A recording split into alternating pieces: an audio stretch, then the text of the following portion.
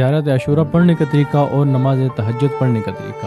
زیارت عاشورہ آپ کسی وقت بھی پڑھ سکتے ہیں، زیارت عاشورہ کھڑے ہو کے بھی پڑھ سکتے ہیں، زیارت عاشورہ بیٹھ کے بھی پڑھ سکتے ہیں۔ پڑھنے کس طرح؟ آپ نے قبلے کی طرف اپنی انگلی کا اشارہ کر کے، قبلہ کی تھوڑی دائیں جانب ہلکا سا دائیں جانب مڑ کے اپنی انگلی کا اشارہ کر کے زیارت عاشورہ کی تلاوت کرنی ہے۔ زیارت عاشورہ میں 100 مرتبہ سلام اور 100 مرتبہ لعن جو ہے، اگر آپ نہیں کر سکتے تو فقط ایک مرتبہ کر لیں تو بھی کافی ہے۔ اور جو دعا سجدے میں پڑھی جاتی ہے، اگر آپ سجدے میں نہیں پڑھ سکتے، سجدے میں جا کے پڑھنا مشکل ہے، تو آپ اس طرح سجدگاہ کو اٹھا کے اس طرح تھوڑا سا سر جھکا کے پیشانی کے ساتھ لگا کے سامنے وہ دعا رکھ کے پڑھ سکتے ہیں، اگر سجدے میں پڑھنا مشکل ہو تو۔ اس طرح آپ زیارت عاشورہ کی تلاوت کر سکتے ہیں، کوئی وقت بھی مختص کر لیں۔